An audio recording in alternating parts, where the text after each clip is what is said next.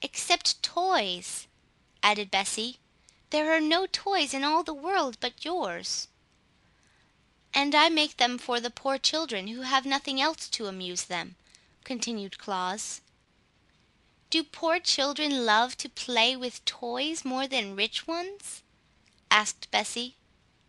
"I suppose not," said Claus, thoughtfully. "Am I to blame because my father is a lord? Must I be denied the pretty toys I long for because other children are poorer than I?" she inquired earnestly. "I'm afraid you must, dear," he answered, "for the poor have nothing else with which to amuse themselves. You have your pony to ride, your servants to wait on you, and every comfort that money can procure." "But I want toys," cried Bessie, wiping away the tears that forced themselves into her eyes. "If I cannot have them, I shall be very unhappy." Claus was troubled, for her grief recalled to him the thought that his desire was to make all children happy, without regard to their condition in life. Yet while so many poor children were clamoring for his toys, he could not bear to give one of them to Bessie Blithesome, who had so much already to make her happy. "Listen, my child," he said gently. "All the toys I am now making are promised to others, but the next shall be yours, since your heart so longs for it. Come to me again in 2 days, and it shall be ready for you." Bessie gave a cry of delight, and leaning over her pony's neck, she kissed Claus prettily upon his forehead. Then, calling to her men-at-arms, she rode gaily away, leaving Claus to resume his work.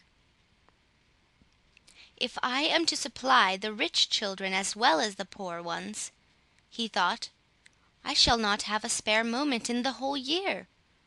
But is it right I should give to the rich? Surely I must go to Necile and talk with her about this matter."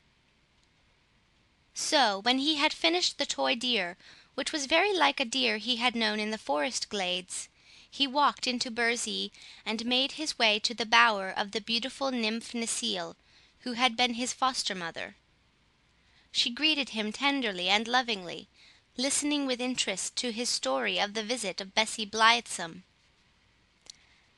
"And now tell me," said he, "shall I give toys to rich children?"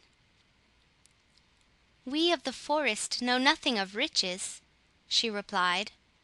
"It seems to me that one child is like another child, since they are all made of the same clay, and that riches are like a gown, which may be put on or taken away, leaving the child unchanged. But the fairies are guardians of mankind, and know mortal children better than I. Let us call the Fairy Queen." This was done, and the Queen of the Fairies sat beside them, and heard Claus relate his reasons for thinking the rich children could get along without his toys, and also what the nymph had said. "Necile is right," declared the Queen, "for, whether it be rich or poor, a child's longings for pretty playthings are but natural. Rich Bessie's heart may suffer as much grief as poor Mary's. She can be just as lonely and discontented, and just as gay and happy. I think, friend Claus, it is your duty to make all little ones glad, whether they chance to live in palaces or in cottages." "Your words are wise, fair Queen," replied Claus, "and my heart tells me they are just as they are wise. Hereafter all children may claim my services." Then he bowed before the gracious fairy, and, kissing Necile's red lips, went back into his valley.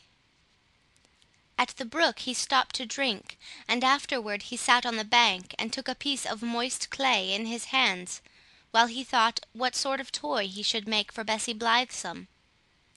He did not notice that his fingers were working the clay into shape, until, glancing downward, he found he had unconsciously formed a head that bore a slight resemblance to the nymph Necile.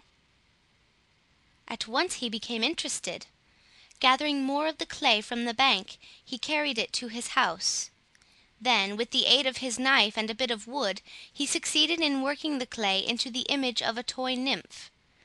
With skillful strokes he formed long waving hair on the head, and covered the body with a gown of oak leaves, while the 2 feet sticking out at the bottom of the gown were clad in sandals. But the clay was soft, and Claus found he must handle it gently to avoid ruining his pretty work. "Perhaps the rays of the sun will draw out the moisture, and cause the clay to become hard," he thought. So he laid the image on a flat board, and placed it in the glare of the sun. This done, he went to his bench and began painting the toy deer, and soon he became so interested in the work that he forgot all about the clay nymph. But next morning, happening to notice it as it lay on the board, he found the sun had baked it to the hardness of stone, and it was strong enough to be safely handled. Claus now painted the nymph with great care in the likeness of Necile, giving it deep blue eyes, white teeth, rosy lips, and ruddy brown hair. The gown he colored oak leaf green, and when the paint was dry, Claus himself was charmed with the new toy. Of course it was not nearly so lovely as the real Necile, but, considering the material of which it was made, Claus thought it was very beautiful. When Bessie, riding upon her white palfrey, came to his dwelling next day, Claus presented her with the new toy.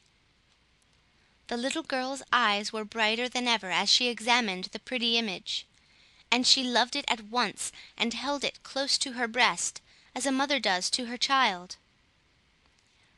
"What is it called, Claus?" she asked. Now, Claus knew that nymphs do not like to be spoken of by mortals, so he could not tell Bessie it was an image of Necile he had given her. But as it was a new toy, he searched his mind for a new name to call it by, and the first word he thought of, he decided would do very well. "It is called a dolly, my dear," he said to Bessie. "I shall call the dolly my baby," returned Bessie, kissing it fondly, "and I shall tend it and care for it just as nurse cares for me. Thank you very much, Claus. Your gift has made me happier than I have ever been before." Then she rode away, hugging the toy in her arms, and Claus, seeing her delight, thought he would make another dolly, better and more natural than the first. He brought more clay from the brook, and remembering that Bessie had called the dolly her baby, he resolved to form this one into a baby's image. That was no difficult task to the clever workman, and soon the baby doll was lying on the board, and placed in the sun to dry. Then, with the clay that was left, he began to make an image of Bessie Blithesome herself. This was not so easy, for he found he could not make the silken robe of the lord's daughter out of common clay. So he called the fairies to his aid, and asked them to bring him colored silks with which to make a real dress for the clay image. The fairies set off at once on their errand, and before nightfall they returned with a generous supply of silks and laces and golden threads. Claus now became impatient to complete his new dolly, and instead of waiting for the next day's sun, he placed the clay image upon his hearth, and covered it over with glowing coals. By morning, when he drew the dolly from the ashes, it had baked as hard as if it had lain a full day in the hot sun. Now our Claus became a dressmaker as well as a toy maker. He cut the lavender silk, and nearly sewed it into a beautiful gown that just fitted the new dolly. And he put a lace collar around its neck, and pink silk shoes on its feet. The natural color of baked clay is a light gray, but Claus painted the face to resemble the color of flesh, and he gave the dolly Bessie's brown eyes, and golden hair, and rosy cheeks. It was really a beautiful thing to look upon, and sure to bring joy to some childish heart. While Claus was admiring it, he heard a knock at his door, and little Mayre entered.